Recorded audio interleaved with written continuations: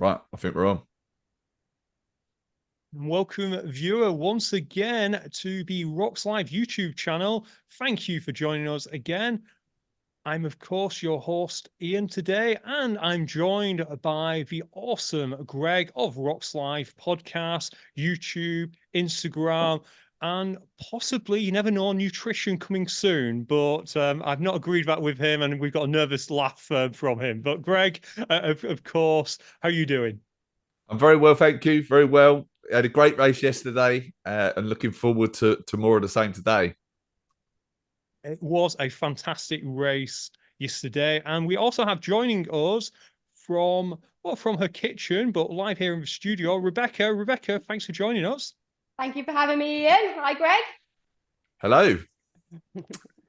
Rebecca, we brought you on to kind of be our board, but of course, there is a little bit of difficulty in that you're about 500 miles away from Cologne, so it's a little bit harder for you to do video. So to help us out, we've got Marcus. Marcus, thank you so much for joining us. Pop off mute and say hello. Hey guys. Hello from Cologne. Hello. Someone else's voice. Yeah. So I will try my best to capture everything on the course, but yeah. Forgive me if it's not the best quality, it's just a handy camera, but I will do my best. It's okay. We have got the excellent Greg. We've got the excellent Rebecca here. They can fill in all the gaps as we go. But we've probably got about 8 minutes before we start. So, Greg, should we have a look at who's actually competing today? It's a little bit more of a mystery with the women's race compared to a men's race because there's a start list, but some people have said they're not competing. Other people who may not be on this list may be dark horses. Yeah. And especially because yesterday's race, it was the top one person that was going to get the qualifying spot. Whereas today it is 3 qualifying spots up for grabs. So it could be that we see more maybe like unknowns, some ladies that have gone under the radar a little bit up in the mix, at least for one of those top 3 spots. But this is like you and I put up a post in the week with some of the ladies to be watching in this race. And I've included this slide really because like you can see their nationality, you can see who to be supporting. This is going to be a completely impartial broadcast with 3 English commentators, but we've got Marcus along for some German support as well. But this, if we go to the next slide, we can see there the PBs of some of the ladies racing in this race, and it is very, very close. With this being like the last chance qualifier, and you like a lot of the majors this year have been dominated by those that have already qualified. Like you've got Megan and Lauren, Becky, Linda, Viola, Lauren Griffith, like who have already qualified. We see them typically like lead from the front, dominate the races, and then there's a lot of ladies in the pack behind that we're going to see today with very, very close times. It's very hard to call, and like I said, with three spots up for grabs, it's going to be a very interesting race. Yeah, any thoughts on this list, Becky? It's well, if you look at those times, you've got 9 athletes who have all run under a 105. So neck and neck going off all together, it's going to be very close. I think this race is going to be a lot closer than the men's race yesterday. Ultimately, I think it'll come down to whoever mentally can hold it together a lot. I think they're all very similar athletes in times.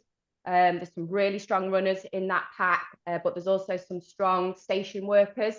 So I think a little bit of tactics and racing strategy from the girls will have to come into play, and it's whether they stick to that or whether they all just go out really hot. Yeah. So I put together, so we can see their times there, obviously. I mean, Jay Skillen there has got the fastest time, which 102. I mean, I guess that there's a question mark really over. She did that on a Dubai course. It was a significant PB. It looked like that Dubai course was fast, but I mean that's got to make her one of the favourites for this race. Alina, we've I put this slide together. Alina's been at all the majors so far this season. 8th, 6th, 8th, and 10th. She's certainly like in in that top 15 ladies in the sport. I don't think anyone would argue with that. It's just whether she can come and do it on the day when it matters. She finished 9th at last season's World Championships. Very strong athlete. A lot of these ladies in this field are like we talked about the difference between stations and running.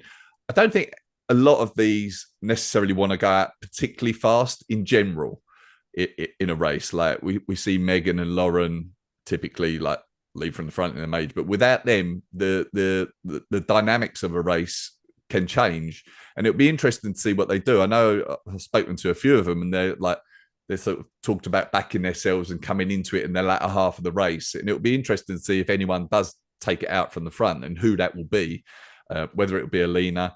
I mean, we've got Sika Arnin here as well. Sika we saw at the Stockholm major. I think that was only her 3rd race ever in HYROX, and she finished 7th there, just 43 seconds off of qualification. Doesn't really come from a running background, it's mainly strength training, so don't really know where her ceiling is yet, really, if she can continue to improve. I think with Becca, though, she's spent quite a lot of time traveling. She's been away a lot this first half of the year. I think she's been on honeymoon, and then I have to say she's done some traveling. So I'm not sure how much training she's actually done coming into this race. I know she was definitely one to watch in Stockholm. She was right behind me in that, and she was definitely putting the pressure on myself there. But I'm not sure how well prepared she is for this race. Okay. So we'll see. It'll be interesting. Okay, yeah. We've got Zara, one of the English ladies in the race. She's performed strongly at the majors again this season. 10th in Chicago, 8th in Stockholm, 11th in Vienna. I've put ex-world record holder there. That might be a mistake if I'm honest. But yeah, really strong contender. Seems to consistently like perform pretty well. Again, can she do it? Certainly one of the favourites for this race. Kate Davey, again, very, very similar. Done well at this season's majors. Has improved a lot this season. 11th in I think that was Chicago, then Stockholm, and then Vienna. I ask everyone before a major race, tell me an interesting fact about yourself, and hers was she uses her children as sandbags on holiday. So that's why that's included there. And then we were talking before we went live here. Laura Valgreen, I think, is mine and Becky's one of the like maybe the outside favourites for the race, or long shots, but really, really strong contender. She won the women's pro in Copenhagen recently. Unbelievable runner. She's got 15:21 5K to her name. I think she's only done 2 HYROX races before. This will be her 3rd. Her potential is huge in the sport. She's done like she comes from a running background, but she's done some CrossFit as well. So it'd be interesting to see what she can do. Yeah. Any additional comments on that, Becky? No, definitely with Laura. I think she could lead from the front. I think tactically, if she goes off hot, she goes off fast and pushes them to run a fast race, then I think that's what she would need to do. Interestingly as well, yesterday I heard John Wynn talking about the sleds. He said they were quite different from before. Obviously they're using the new equipment. He says it'd be good to get some practice on the new sleds, because they definitely feel a little bit different, a little bit easier, less strength involved. And that can really change the dynamics of the race, because actually if you are a strong runner and you're having to use less strength, especially on the sleds, you're able to go in and out quicker than you would if the sleds were heavier. So I think with the new equipment coming in, we could be in for some fast times. Yeah, it looks like we're just about to start based on my watch and based on our camera. And yeah, it looks like Faisal is getting out of the way, which is usually a sign that we're about to go. So, and here we go. That is quite speedy heading out so far. I think that was Laura at the front. To the surprise of no one, yeah, that was definitely Laura at the front. We should be able to see coming back round. The track does look relatively clear, although there does seem to be a bit more traffic than perhaps we saw yesterday. Listener, I apologize in advance if you get vertigo or motion sickness here. Our cameraman Marcus is doing his best, and he's probably going to just get a nice spot and then head over to the first station so that we can see the race as it unfolds. You were mentioning there about the equipment. One thing that I am curious about, Greg, and we talked about this right at the end of the race, the wall ball targets are different. And having looked at them, there is a slight curve to them. Now, that's a slight advantage when it comes to the men's race because it means it's harder to overshoot the target because there's something to hit. On the women's race, there's a ever so slight lip. I've not noticed it making much of a difference yet, but I do wonder if psychologically, Greg, what do you think? I guess we'll see. I mean, I didn't hear after the Washington race that like anyone had huge trouble with it. I think with any target in a wall ball, there can be like a few seconds of getting used to it. If it like whether it pings back slightly different to what you used to at the gym or what you used to in races, maybe you catch it slightly differently. It could potentially cost a couple of seconds. I doubt it would cost significant time. I mean, Becky, you're probably better placed to answer that than me, but I haven't heard it's caused any problems so far, to be honest. No, I haven't heard any issues with it. I think, like you said, Greg, the only issue would be if you just hit it a little bit lower and it just kind of like ricochets back.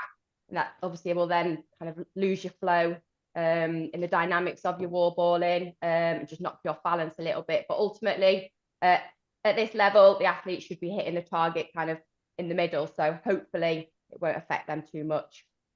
It's fascinating. At Washington, Greg, did ladies still go unbroken? Because again, when it comes to the wall balls, we talked about a different size and shape of the wall balls. We saw on the men's race yesterday that Harry Thompson in particular was struggling a little bit with that. Yeah, I must admit, I'm not sure in Washington what happened. I think they perform reasonably well. I think yesterday we did see quite a lot of guys struggle with the wall balls. I suspect some of what played a part into that is that they knew they weren't going to win the race at that point. Like JK was so far ahead, they weren't. I think I saw John Wynn saying this morning it's like difficult to sell out on the wall balls when you're not really racing for anything. So there was a few times there that probably aren't. Like, I think a lot of them guys would have gone quicker if it had been a true race at that point. To be fair, yeah. No, that said, we should say that Joffrey done a 3:16 on the wall balls yesterday, which is insane. One of the fastest wall ball times ever. Incredible performance from him, really, yesterday. And we can see from our other monitor that Marcus is doing his best. He's going to fight his way through to get us a good shot at the skier as they come in, because I expect that they're coming in soon. And here we go. It looks like is that Alani in first, Kate in second.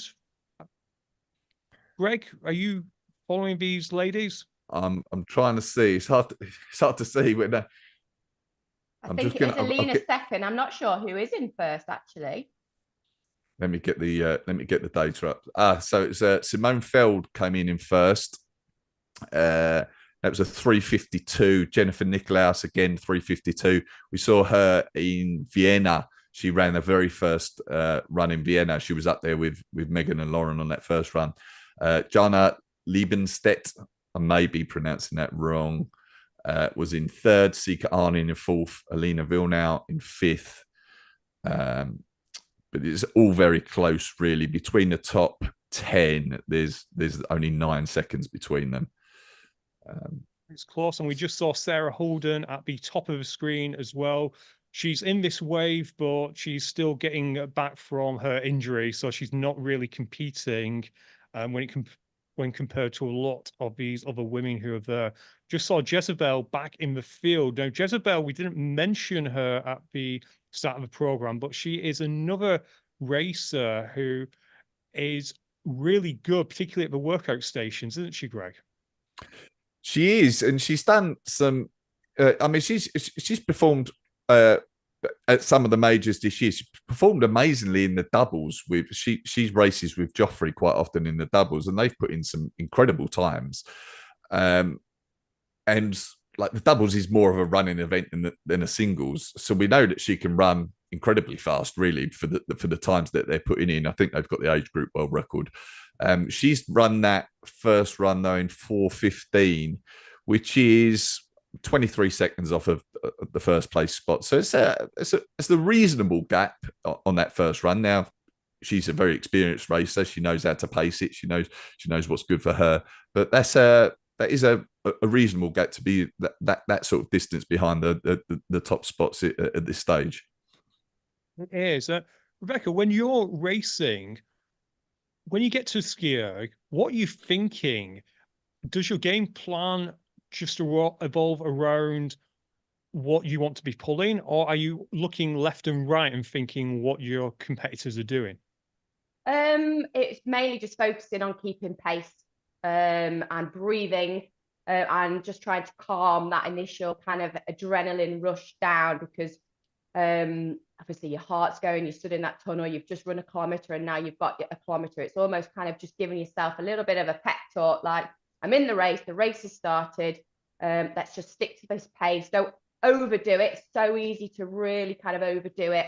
I very much try and stay focused on just what I'm doing, maybe have a little look at where I am in the field, but you know, it's number one of 8 stations. There's a long race ahead, so where you are now in the ski doesn't have much of an impact of where you're actually going to finish. So it's just composing yourself and just keeping to pace.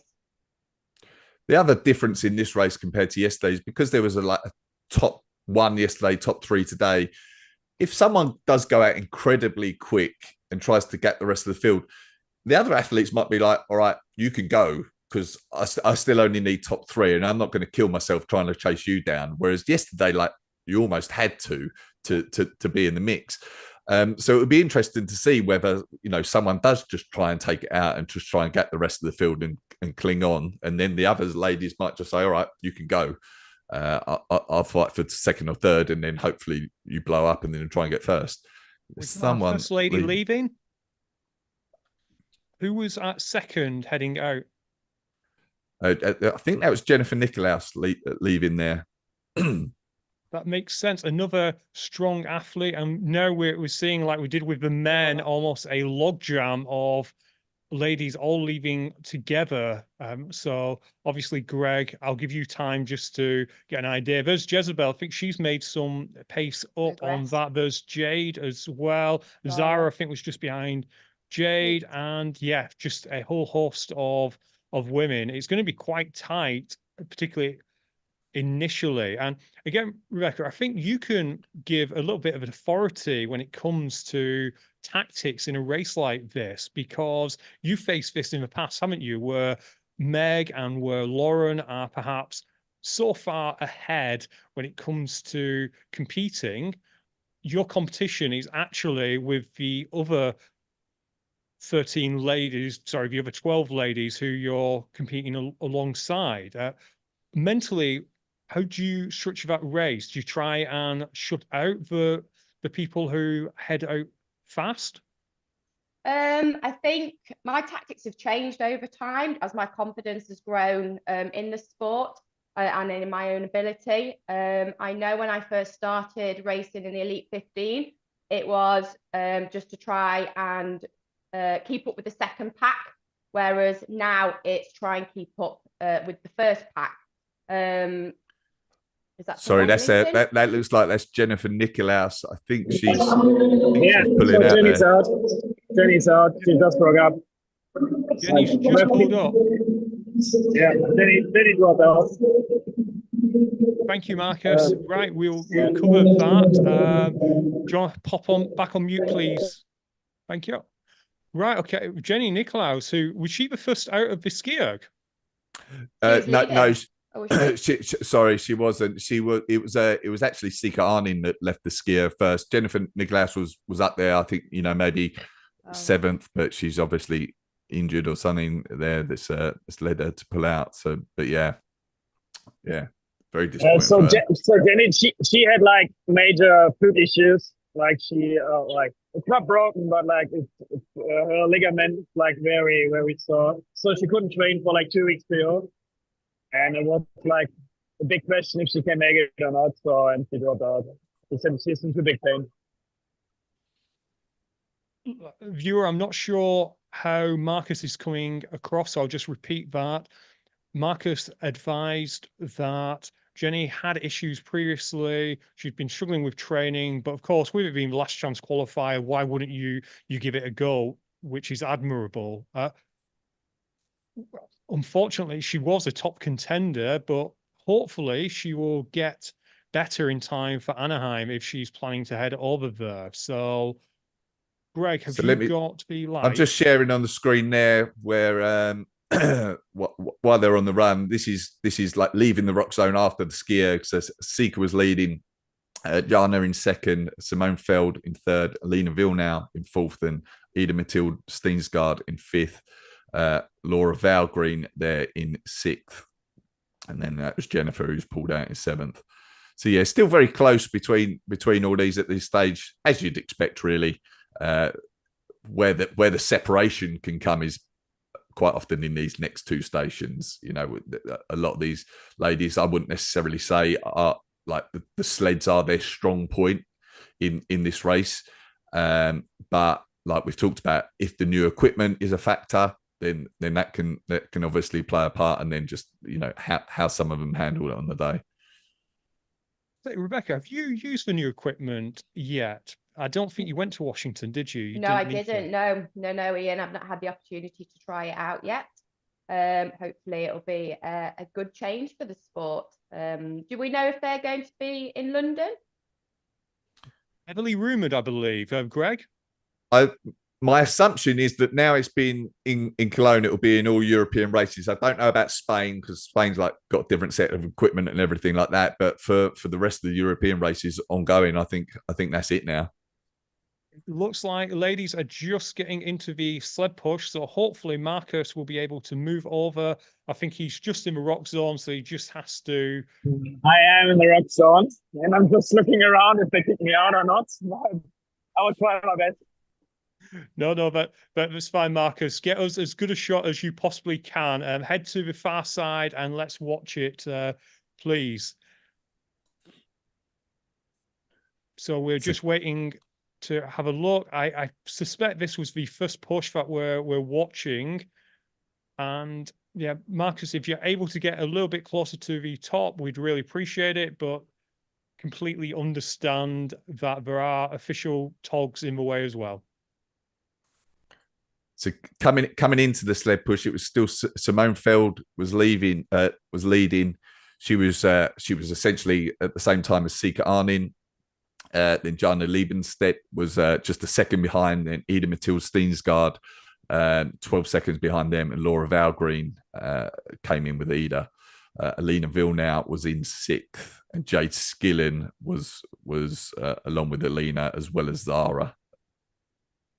I'm trying to work out, would this have been their first push that we're watching, or do you reckon it would have been their second, based on how long it took Marcus to get up there? I'm not completely sure, but I do know that they'll be turning around at the top, so we'll be able to see when they get back.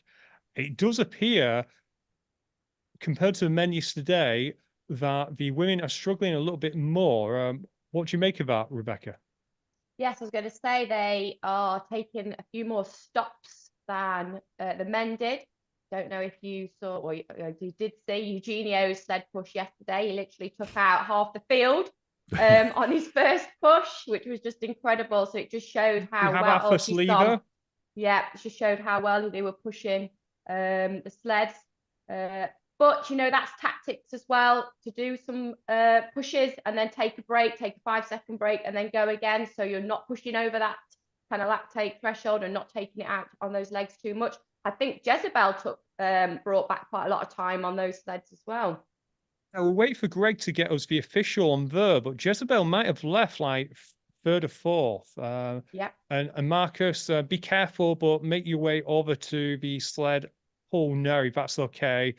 Get yourself in a nice area. Maybe head to a spectator area so you're not having to get in the way. But yeah, if you can just get over there, and we'll pick it up at the sled pull whilst Greg gets those some. But So even yeah, though sorry, Jezebel pulled back. I mean, that was an incredible push. She done a 146 sled push there, which is crazy. She pulled back. So Sika done the second fastest time. So Sika left the sled push first, but she did a 221 along with Beatrice Ardell. They both did a 221.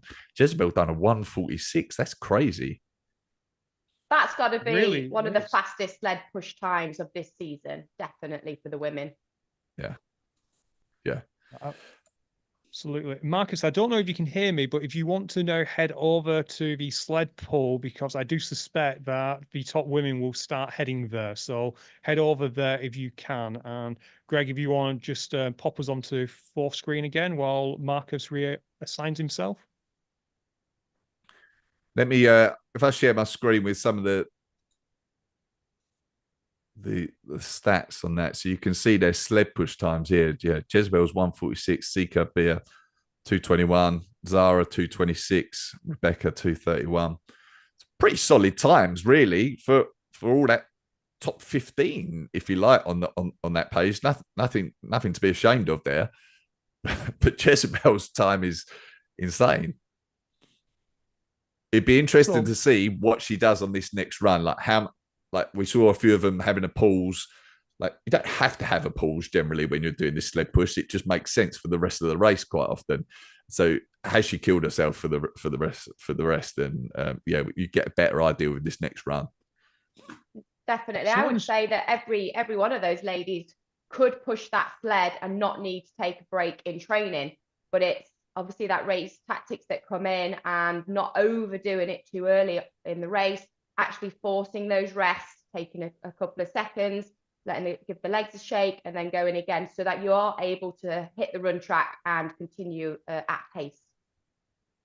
We've just got a message in from High Result asking whether Marcus is able to record in landscape. That might just be because of Zoom. I'm not sure whether or not Zoom allows you to record in landscape when you're on your phone. Marcus, while we're waiting for a run, if you can hear me, if you can try and turn your phone on landscape, please do. But let's see. I do think that might unfortunately be just a function of the Zoom that we're using.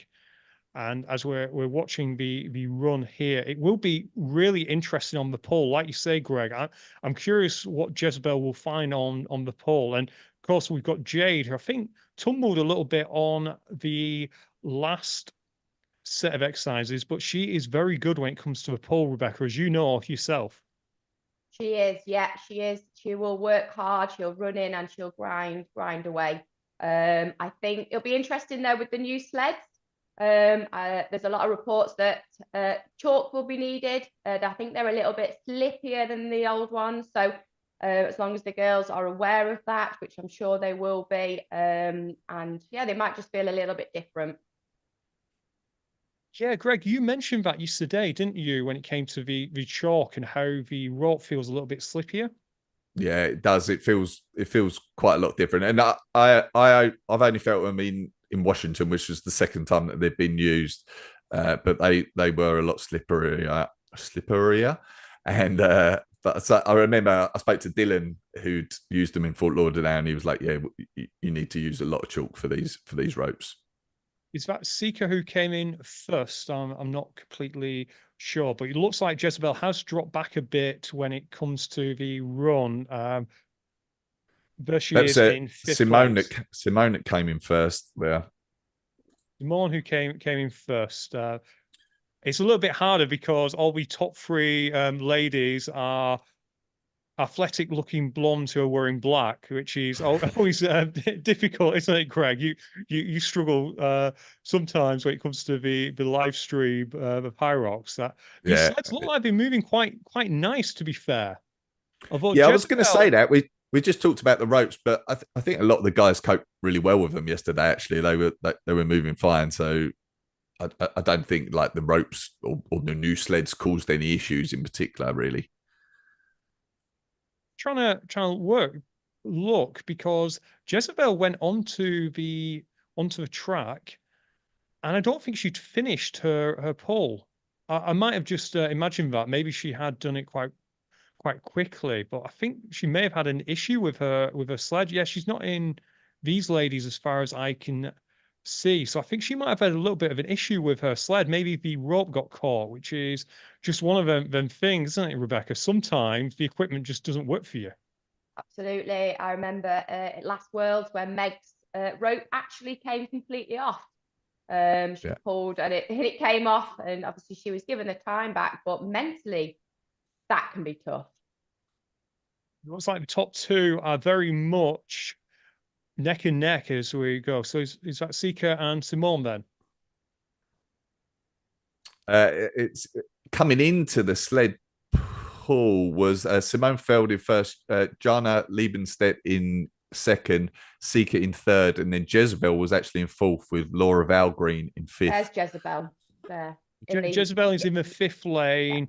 Laura, I believe, is in the fourth lane, and then it's as you said. So we have Sika, I believe, in that second lane, Simone in that first lane, I believe, and last pull here for the leader.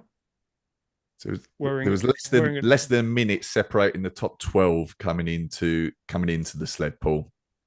And just a reminder for everyone that it's the top 3 that are going to get a qualifying spot for the World Championships in this race today. Second and third here are neck and neck, aren't they? This is quite remarkable. I'm curious, what is with the markings on the ropes? I've not seen that before. Does that have any significance, or is that just a feature of a rope? I have no idea. Sorry for asking a question you didn't know the answer to Greg. Mark it in your calendars, viewer, that I finally stumped Greg. It's only took me 3.5 years.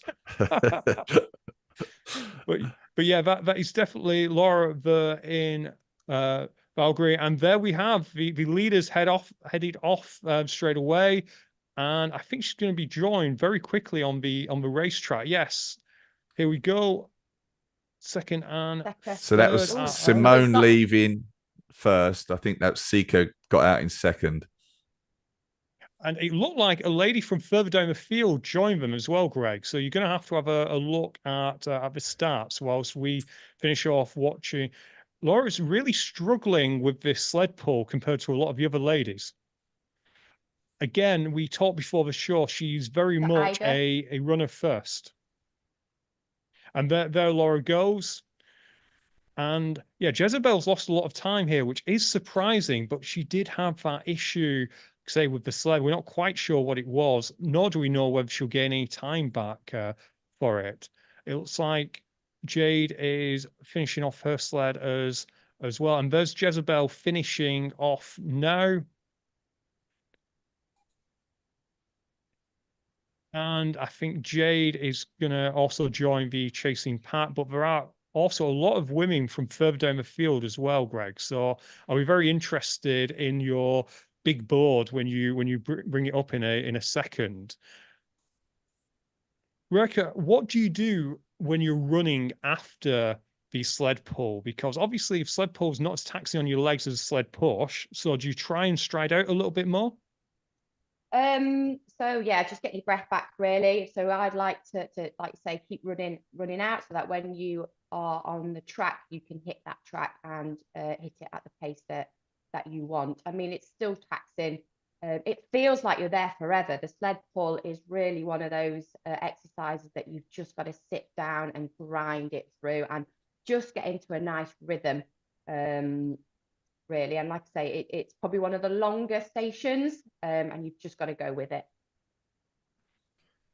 So I'm just sharing the screen here with so let's we'll start with looking at their sled pull times on that station. Not a huge amount between the top ladies. Yeah, Tanya Thies done the fastest. Now she done a 3:30, but she left the station in 11th.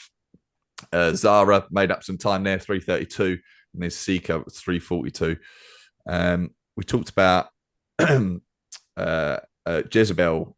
I'm just looking for Jezebel's time. Oh, yeah. So she done an incredibly quick sled push, but a 4:23 there on the sled pull. So she's dropped quite a lot of time against the leading ladies on that station. That means she leaves in 10th at that stage. So this is how they left the sled pull, with Simone leading, Sika Arning in second, and Jana Liebenstedt in third.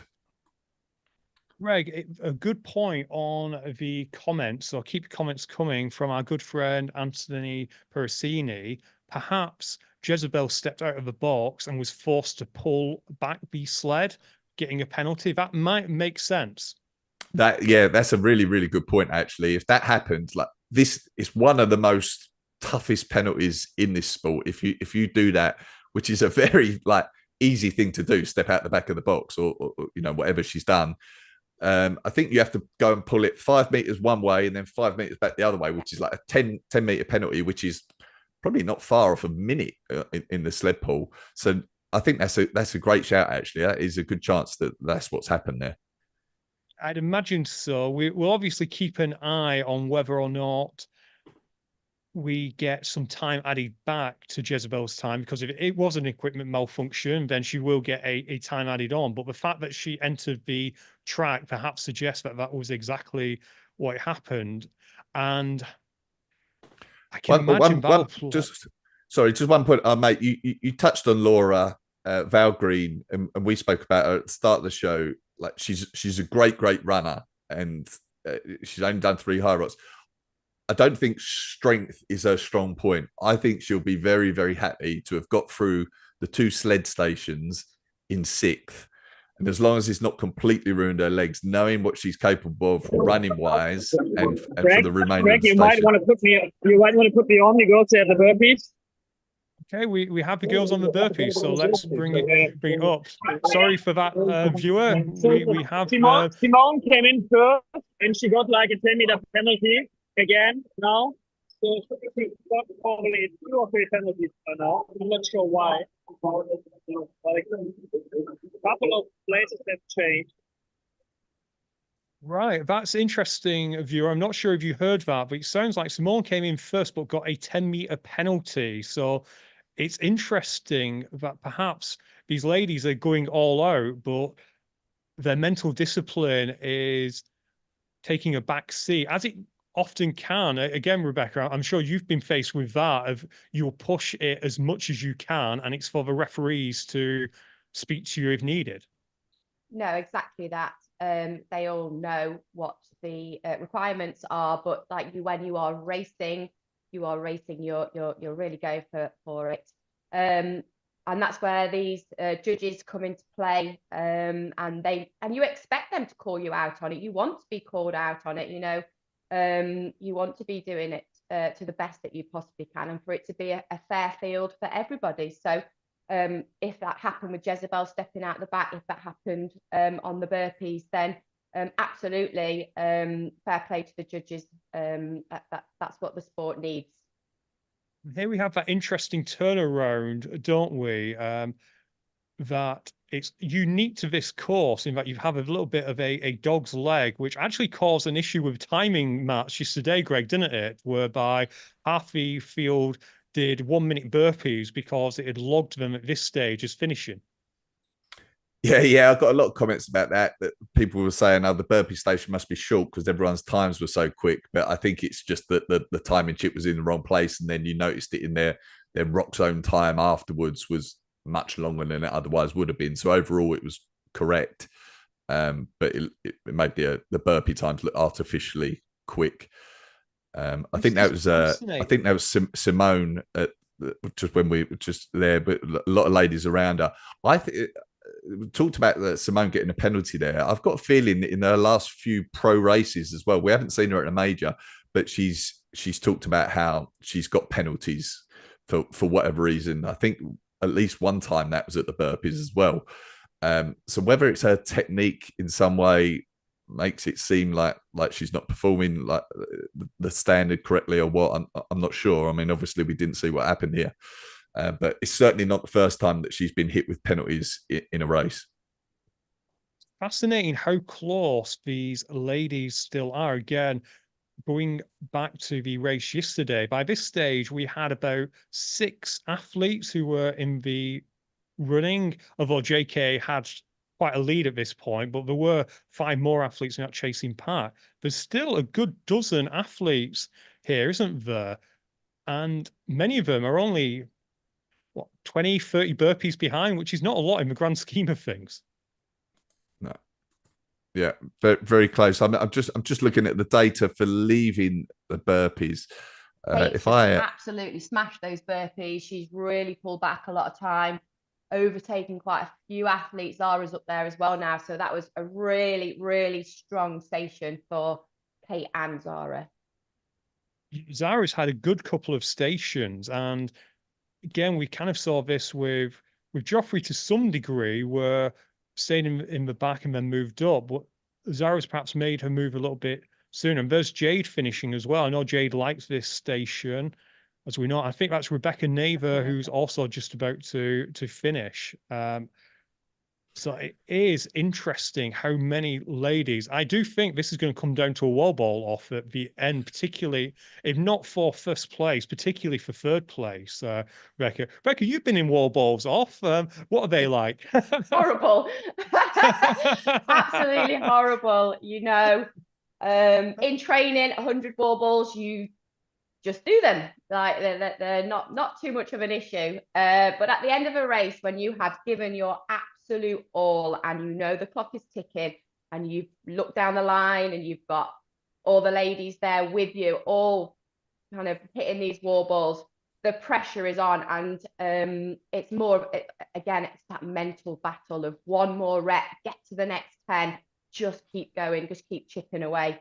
And actually, I would say now Kate and Zara, especially Zara, she's better second half of the race. Kate's very good at wall balls, but I think this is the time now we will see Zara really go and push. Quite apology from me. It was Beatrice who was just behind Jade Skill, and Rebecca had actually finished in 4th place. So she has moved up the rankings as well.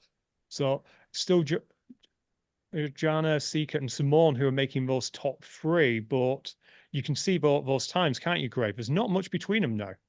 No, there's not much between that top 10, if you like, remembering that it's top 3 that are chasing the spot. Jana has done very well at the burpees there. Simone, presumably to some extent because of that penalty, did lose some time because she came into that station leading. But it is very close. I was just looking over on, I should say, because they commented HYROX.com is a fantastic resource if you've not checked it out, for looking up people's times, how they performed. It's been a great resource for research for this race to look at some of these ladies' top times. Jana, her best time is 1:06, which she did it back in Maastricht. So there are certainly ladies in this race with a much quicker personal best than her, but she seems to be performing really strongly here. Whether she can do it in the second half of the race, and like we said towards the start, we know that a lot of these ladies are strong in the second half of the race, like Zara, like Kate. Alina said to me, you know, she feels she can pace it very well. Mentioning Alina, actually, I don't see her leaving. I wonder if something's happened to Alina. Oh, she's down in 18th, actually. Okay, she's a little bit off the pace at the moment, so she's going to need a very good second half. Whether something's happened there or not, I'm not sure. But yeah, very close. It's interesting looking at this leaderboard.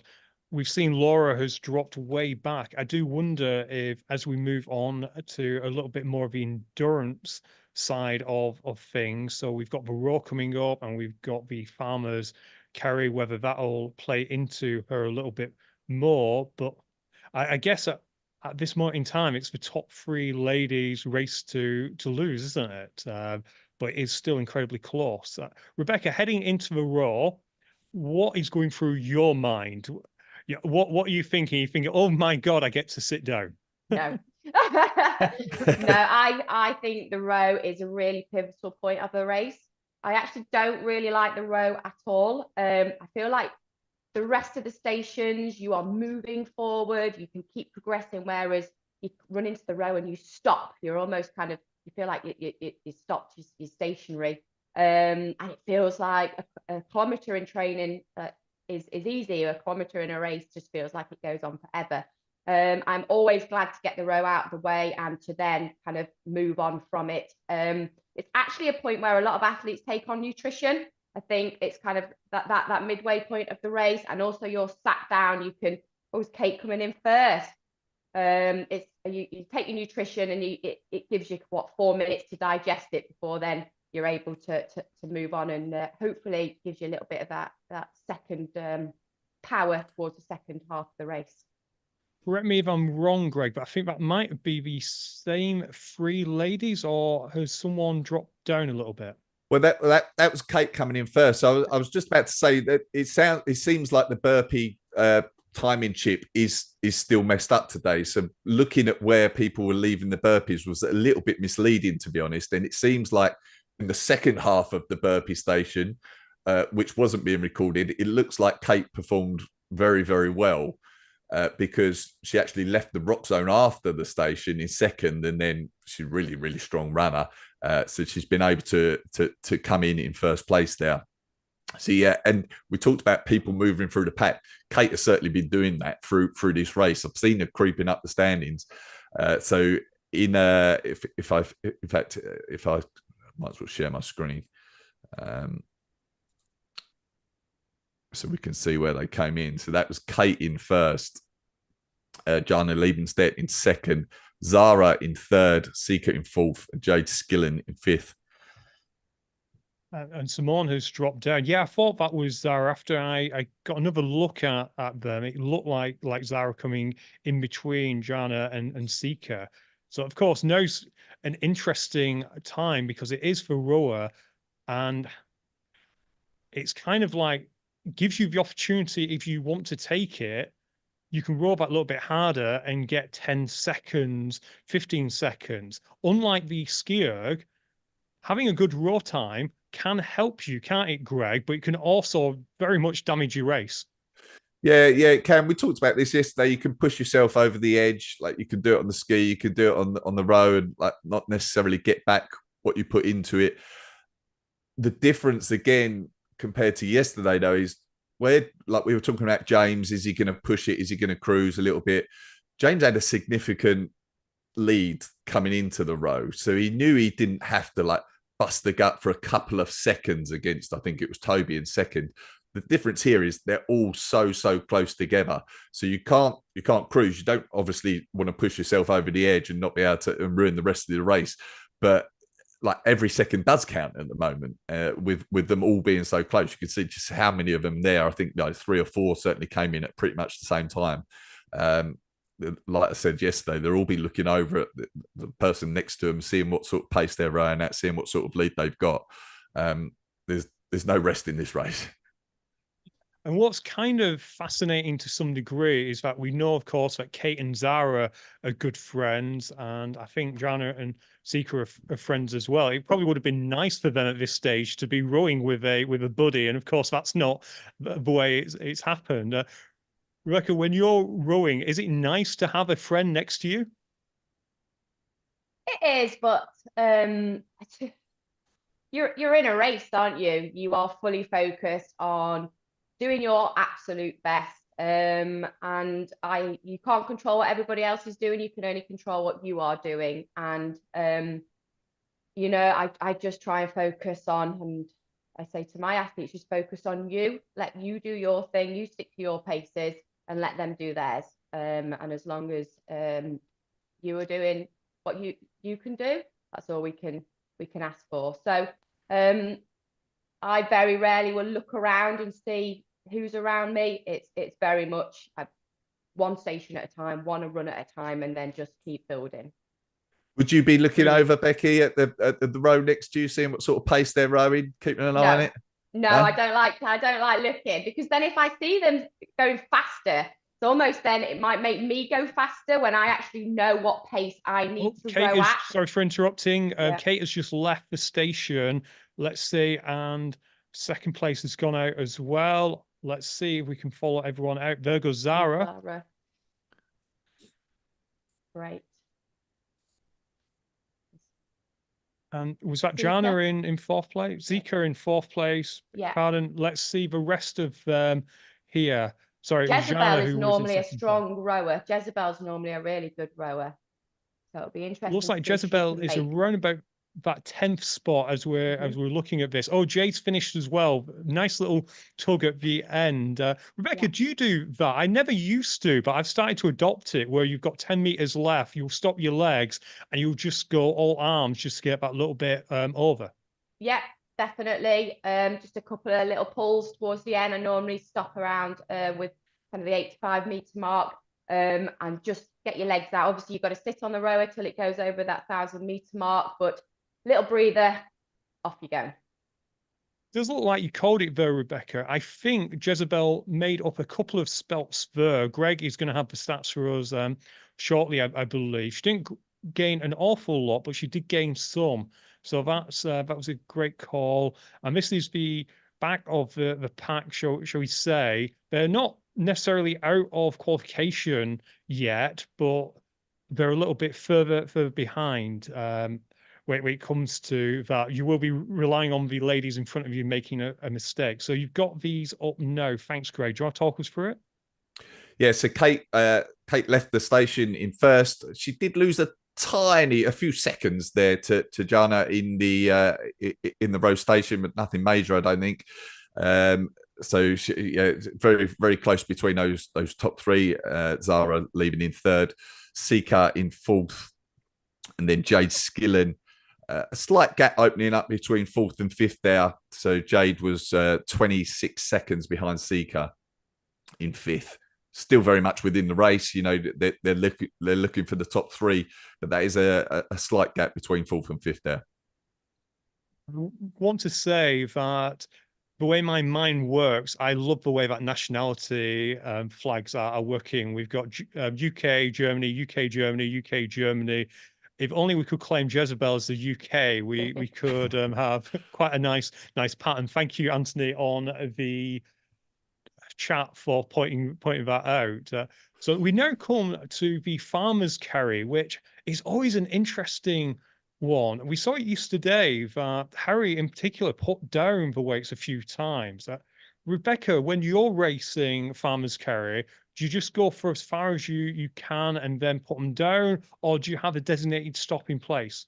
No, just go as far as I can. Ideally, don't put them down. It's different as well, depending on the race. A lot of the elite races are on the grid, so you're going up and down. That definitely makes it harder with all those different turns.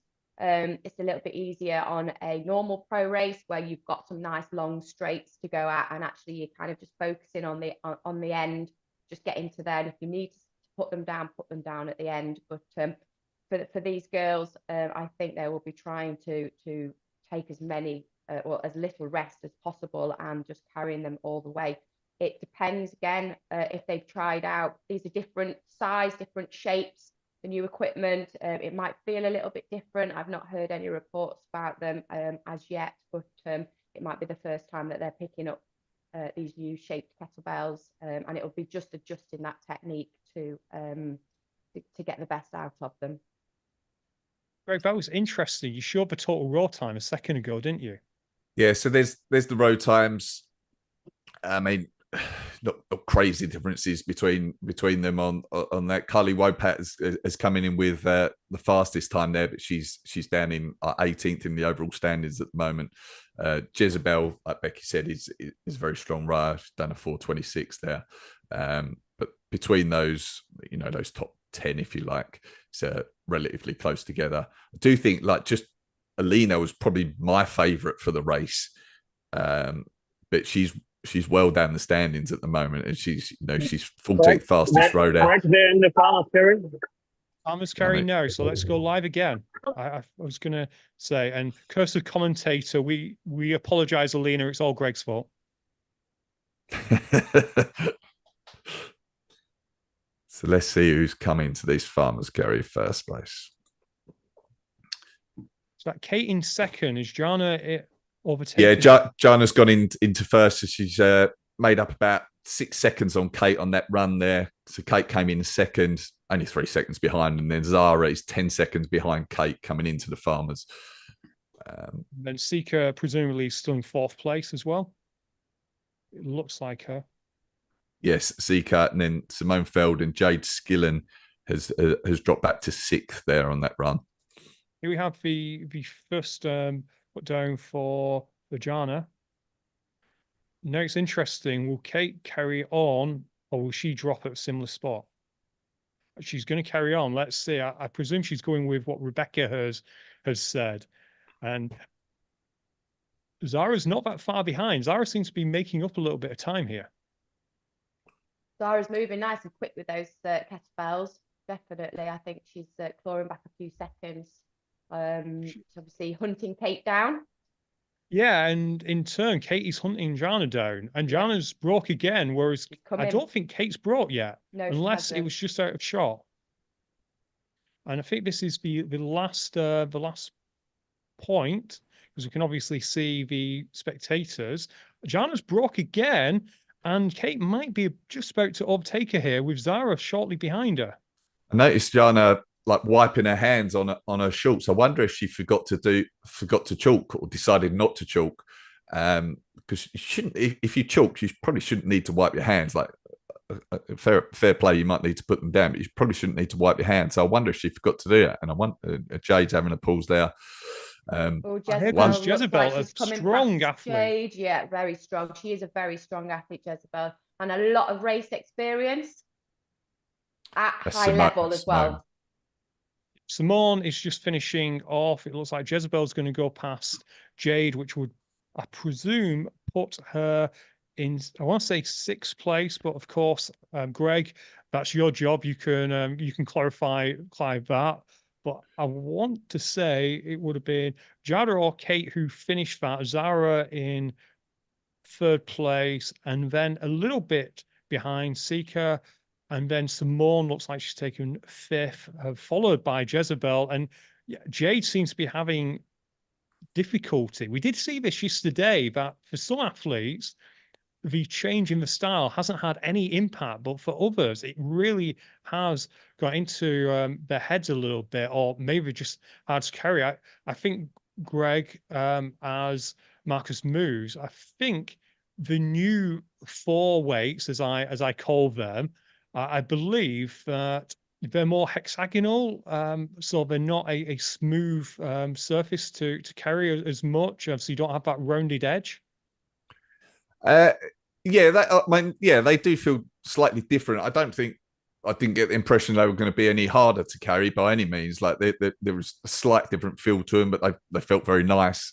I think it's one of them. If you've really pushed yourself to your absolute limit and you get to the farmer's carry, then it can show. Like even if you're very good at farmer's carries, you can still end up having to put it down just because your body's so fatigued at that point. On the screen, I'm just showing where they were leaving the rock zone after the farmer's carry. So Kate took the lead. Zara very, very close behind, and Jana in 3rd at the same time. Small gap then to Sika in 4th. Then Simone in Feld, another 20 seconds there, back to Simone. So between that, like important 3rd spot, Jana in 46, 47, then Simone is, what's that? There's 40 seconds behind in 5th. So there is a gap opening up, I would say, between that 3rd and maybe 5th spot. Yeah. There is.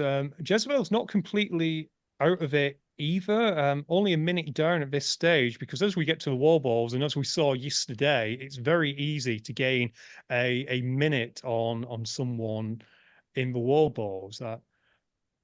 You probably don't have this knowledge to hand, Greg, but maybe as we take it off this screen, you can have a quick look at some of the HYROX results, courtesy of High Results.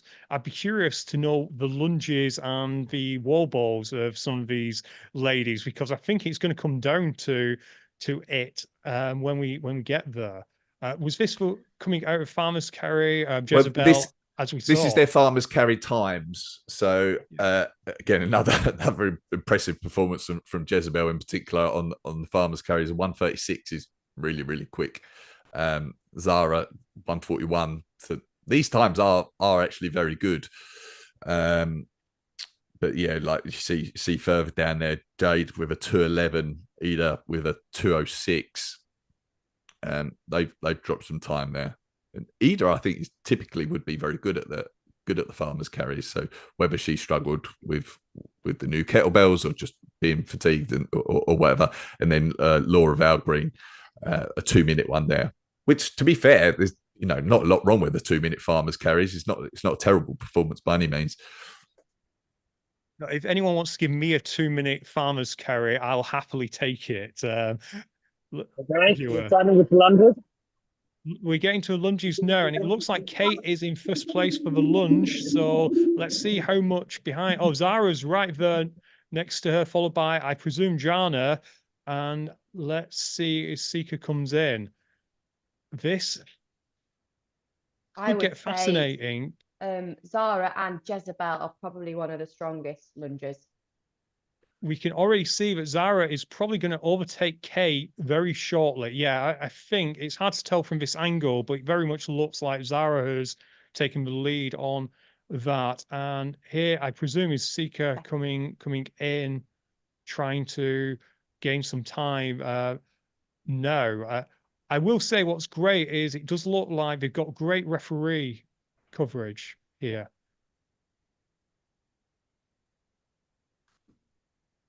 Yeah, lots of volunteers around, almost one-on-one a little bit, which is great. I think as well with the new equipment, they're a lot flatter, they're a lot straighter, more like a core bag, whereas the old sandbags you used to kind of be able to just drape around your neck, whereas here it's going to be a little bit of an angle, it's coming straight across, so maybe your hold might be a little bit different. You can't just kind of let it hang. I was curious that it looked like an athlete we hadn't seen before was just about to start the lunges in the fourth length, but I think that the pro women have already caught up to some of the stragglers from the doubles women, and there was a significant time between them. Zara is clearly in first place there. It looks like Kate and Jana are almost lunge for lunge, but Zara is making a little bit of a lead here, Greg. Would that be expected given Zara's history in the lunge? Yeah, she's strong on the lunge. Kate is strong on the lunge as well, to be fair to her. But some of this, again, like we talked about on the farmers carries, come down to just how much you've pushed yourself getting to this stage in the race. But that's Kate. She's been overtaken, but she's still stepping through pretty nicely there. There's still a good speed to it. But Zara and Jana are moving incredibly quick as well. They're all actually pretty good at this station. But it does look like, if you look back, I think that's the top three. There is a reasonably significant gap between third and fourth at the moment. And Simone just got Seka. So Seka looks pretty done to get overtaken by Simone, now by Rebecca. So she came in fourth and swapping youth games now. Right. I'm not sure if you heard that, viewer.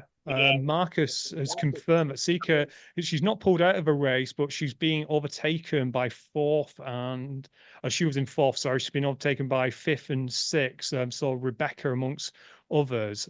Marcus, if you can hear me, once these first three ladies cross, please can you make your way over to the wall balls, because it is outside the arena, and there's a good chance if you're not there that we'll miss the first few wall balls. So once these three ladies have got over, I will run. Just tell me, should I go downstairs or upstairs? What's the better view? I think you get a good view from the upstairs, if I'm honest. I quite like the upstairs. If you can get in that far corner, please do. It's a nice one to look at. Ideally, go to the side that there'll be wall balling on, which could be quite difficult. So we're just seeing some of the ladies finishing up here.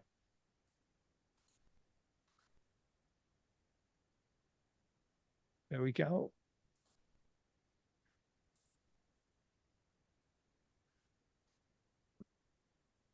Zara did great on that station. She really did. Is this Rebecca just coming through? Yes, it is Rebecca. I know Zara, it's Zara's favourite station, and I think mentally when you know that you are good and solid in a station, you can just get your head down. It's like Kate's burpees. Kate's very strong on the burpees. You can just grind it through and run off and go for it, like really attack it. It's not one that she has to overthink, or she knows she's good at them. So we can see Jezebel as well. Like you said, she's strong in this station. Marcus, head your way up to wall balls now, because you will have to get a move on. I know you're an incredible athlete, but get your way over there, because you might get stuck in traffic, as we found yesterday with Bo. So, Greg, I presume in a second you'll be able to pull up where people finish there. I'd be curious to see what kind of lead Zara managed to get there. Shout out, you mentioned Marcus as an athlete. Shout out to Marcus for his PB and performance in the men's pro yesterday as well. I think he was 16th or 18th overall as well, 101. So yeah, fantastic performance. But yeah, Zara. In fact, let's look at their times on the station itself. Actually, Rebecca Nathan, who I think I'm right in saying won the first ever HYROX, has done a 2:48, which very quick time. Zara done a 3:12, Jana 3:24, and then Kate in 3:42. That gap from the top three to the rest of the field is opening up, though. Although Rebecca has put herself right in the mix there, so she's actually only 30 seconds off of Kate.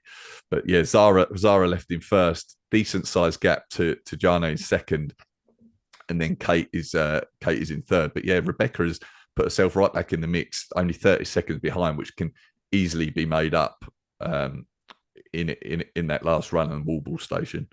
I think it's probably between those top four, maybe for the top three spots. Simone, though, 30 seconds off of Rebecca.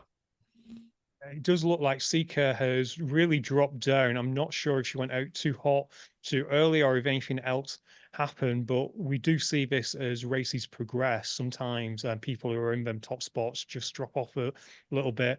We know that Rebecca is good at wall balls, but that is possibly a silly thing to say when it comes to the women's field, because you are all good at wall balls, aren't you, Rebecca? It's just kind of like a matter of pride of being able to go unbroken. Rebecca, getting into a wall ball station, what are you thinking? I always have numbers in my head, so for me, it's very much trying to get to the first 50. So it's just repping out 50 reps. I know once I can get to 50, I can make a decision on whether I need to break or whether I go 30-20 or just try and hit another 50. So it's just getting to that next number, and you're so close that the finish line is right there. And yeah, it's just grinding through. It's one lap to go, I believe. Marcus has just let us know, and as we can see in the screen in the bottom corner, we are just waiting now. I presume Zara will be coming in first, but we don't know what's happening in this run, so we're just going to have to see. And unfortunately, we do not have the counters yet, so we will have to just go with it. And if there's any obvious no reps, we won't know them. Well, we'll know the obvious no reps, but if there's marginal no reps, we won't know. What I'd be interested to see is, yesterday, as I was seeing some highlights of some racers, is some of the female athletes were, as always, just throwing it a little bit higher than the lower target. So I'd be curious to know how hot they are on that. And I believe we're getting our first athlete in. So let's take it to coverage. And that is Zara, as we expected. She's coming through straight on that first one. Nice depth, would you say, Rebecca? Excellent. Really nice wall ball technique there from Zara, keeping the ball nice and high, kind of that 3-point contact. So it's hands and chin. And yeah, keeping those hips below parallel. Jana coming in second, and then we've got Kate in third, I believe. Yeah, Kate's really strong on wall balls, so this is going to be very close. This is where we really would like a wide angle if we could get one. Apologies, listener. Oh, No, by doing No, that, Marcus. no, Marcus, turn it back. Unfortunately, our poor poor viewer would have to turn their laptop over. It would have been nice if HYROX had put them back to back, but I understand why they haven't, just to give a little bit of room for the athletes and for the judges to work. No one has broken yet, as far as I can see. No, they're And all it looking looks good so like- far. And there's the 4th place person coming in just there. So, Is that Rebecca? That's Rebecca, I believe. yeah. So no one has broken yet, and it might be a case of just trying to go unbroken. I'd say so. Otherwise, you think might so. lose. Yeah. That was a Zara's broke. 48-second gap that Kate had. So third place Kate had over 4th place Rebecca. It's a decent size gap there, but she won't want to be breaking.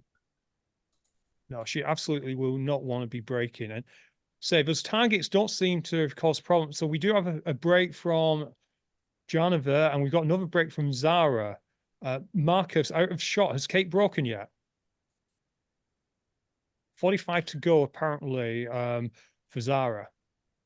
I think if Kate can keep this going, she go for the 100, she might have a chance of. And she's done because some insight into her training. She's done a million wall walls. Like She has, yeah. Oh, come on, ladies. Well, it's so exciting. And of course, we do have to remain neutral on this. We'll try our best to remain neutral, listener. But as you can imagine, with it being so close and with 2 GB ladies being there, it's hard. She and broke.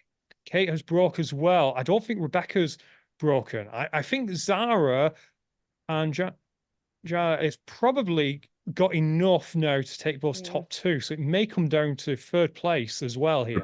Rebecca's broken there as well. Jana's certainly broken. I'm not sure Zara has.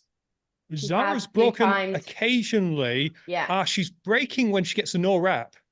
Yeah. So Kate's broken again. That's unusual.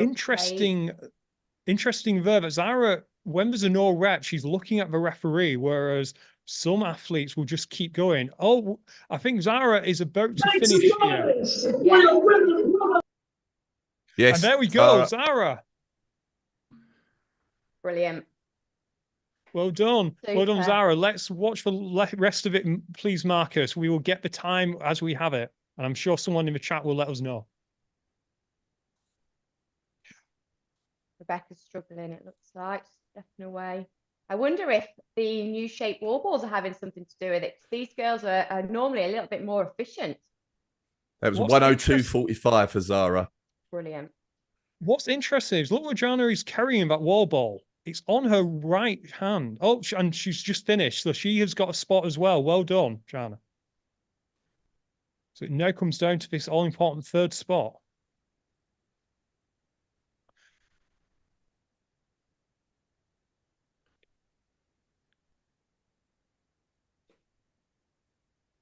You'll say them judges are right on it. Greg, what was Zara's time? 102.45. The PB for her. Yeah, decent PB. 103.59 was her PB, so she's not a decent. And there goes Kate. Yes, Kate. There's Kate. Got that Brilliant. Space. Well done. And you can see what it means to Zara there. And oh, wait a minute. Wait a minute. Oh no, there was a no rep. There was a no rep. There was a no rep. Oh, go, wow. Go. Never seen that before. Excellent refereeing, I've got to say. Well done with the referee, but oh my God, that could have been disaster there. Well done to Rebecca. Oh, that was close. That was close. Oh my good gosh. That was wow. Never seen that, but well done to HYROX for doing it. And yeah, we're just seeing the rest of the ladies finish. And obviously, well done to Zara, well done to Kate, well done to Jana. You have now got your place in Nice. And Jezebel's coming in 5th place. Well done, Jezebel. I really hope she makes it to Anaheim to have another crack at this, because as we saw today, she's a good athlete. Yeah, that was 103.54 for Kate in the end there. I think, unless the timing chip picked up her first crossing the line. And then Jana done it in 103.21, which I think is like a 3-minute PB for her.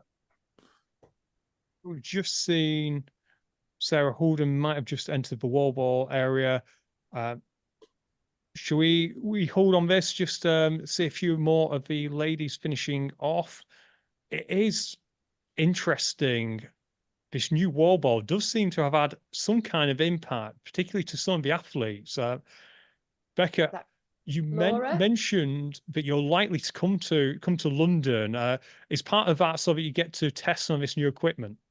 Absolutely, definitely. Hoping to compete or to race with Kate in London, and just being able to use the new equipment, just have a little bit of practice on it will be really useful, especially just before the Worlds, about 4 weeks before Worlds, isn't it, London? So, yeah.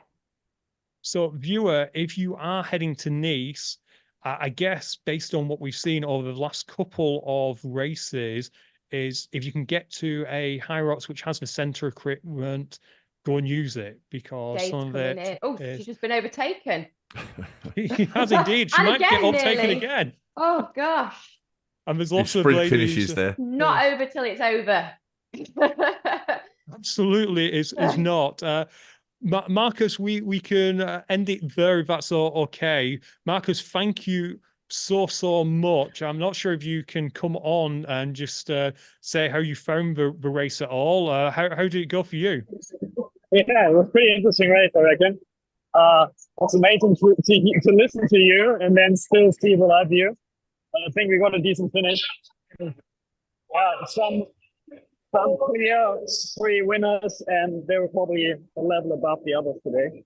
So let's see. So and on the side of all the listeners, at the moment, Linda Meyer and Megan Jacobi on the track. They are racing probably a world record in pro doubles women.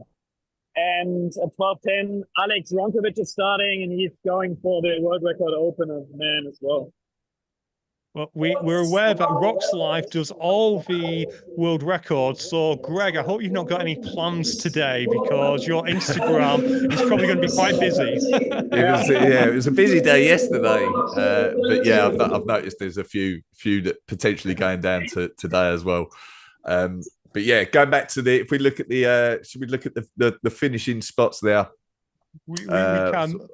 Marcus, you're welcome to stay on and listen to us, but if you need to head off, you're more than welcome to. Thank you so much for your camera work today. You've been amazing. No worries. Thank you, guys. And I hope I did all right. And I listened to you, and for all the listeners, goodbye. You had a good day.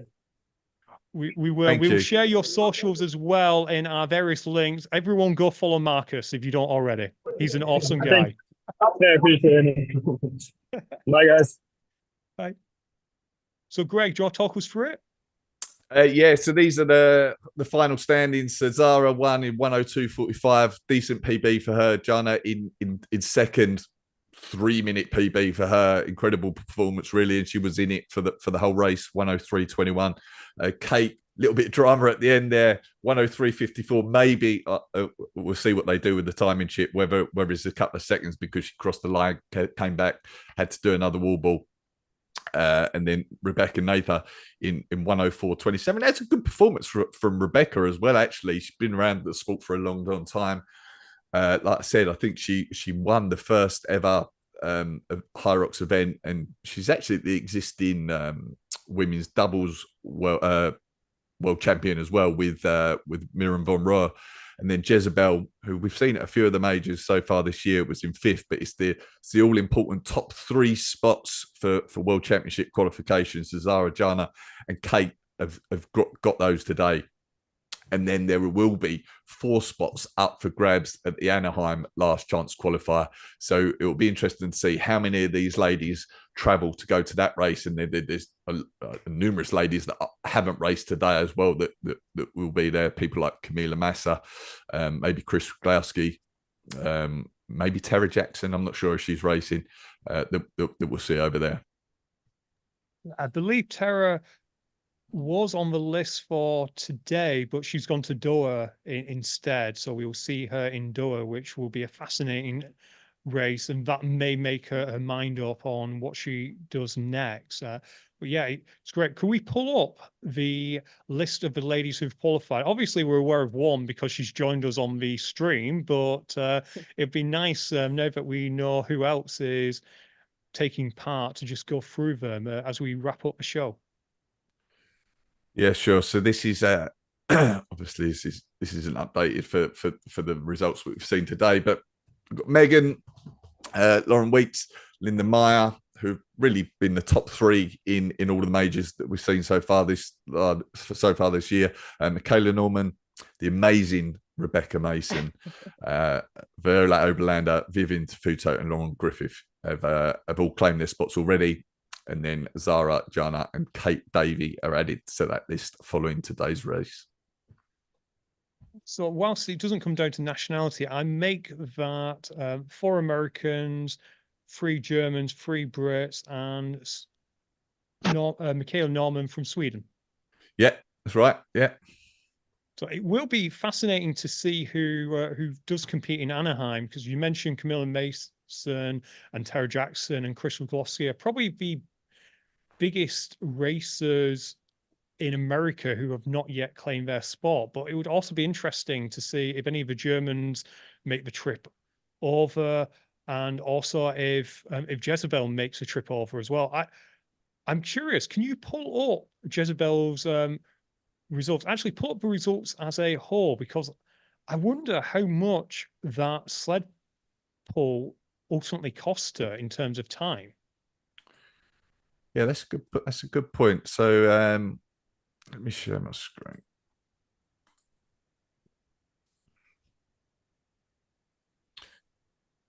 So these are the final results. So where you mentioned Jezebel, where was she? So she was in 5th. She was 57 seconds off of Kate in 3rd. But I think from memory, I think she lost more than, so her sled pull time was a 4:23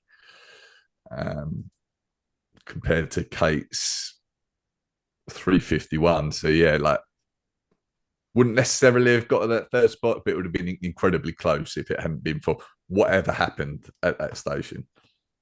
I've got a list here sport. who's going to Anaheim, and Jezebel says that she is going if she doesn't get a place. So hopefully she will travel. Okay. Perfect. I guess that's sport though. Sometimes things happen, and if it was a penalty is a penalty. We saw it as well when it came down to, was it Simone who got a penalty at the burpees, and that eventually that pulled her right back. So again, a viewer, those of you who are still with us, when you're thinking about your own race, make sure you are practicing these movement standards, because as we saw today, a penalty can make and break your race, and a no rep can. We saw it right at the end with Kate, where she only had perhaps 20 seconds on Rebecca to get her final rep in, and then go across. So it is quite essential to get your movement standards. Greg, before we wrap things up, is there anything we haven't covered that you want to cover?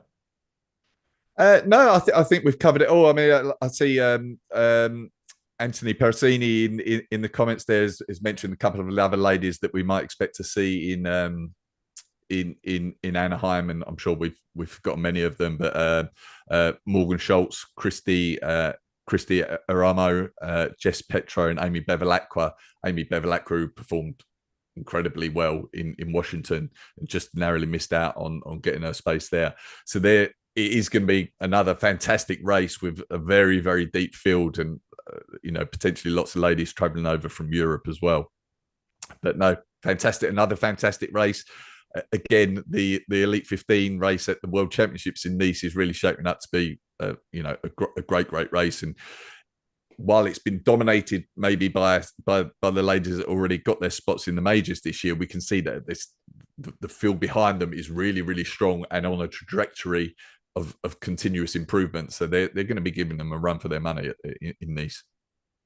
They really are. And sometimes it comes down to just being there if someone gets hurt or if someone pulls out and stepping up and taking it, or if they get a penalty. So it's not a foregone conclusion in Nice at all. So it is interesting. I'm going to give a quick shout out to our good friends over the pond, in respect of Hybrid Fitness Media, in respect of Race Brain, and in respect of the OFX podcast. We will be speaking with them to see if they can do similar to what we've done this time in regards to the last chance qualifier. If HYROX don't do anything themselves, because Greg, I'm not sure about you, but I don't fancy being up at 4 a.m. covering it. I'd be more happy watching it. Maybe you'd be up for it, but I'm not quite sure I will be. It depends what time they're on. We're ahead of them over there, so it might work out well for us. But no, you're right. If it's a late race there, no. Follow our socials, viewer, and we'll make sure that wherever the race is happening, we'll make sure to let you know. I'll give a quick shout out to my own podcast. Please go and follow at uk.hxr on Instagram if you don't already. It is the Fitness Racing Podcast on the iTunes and everything else.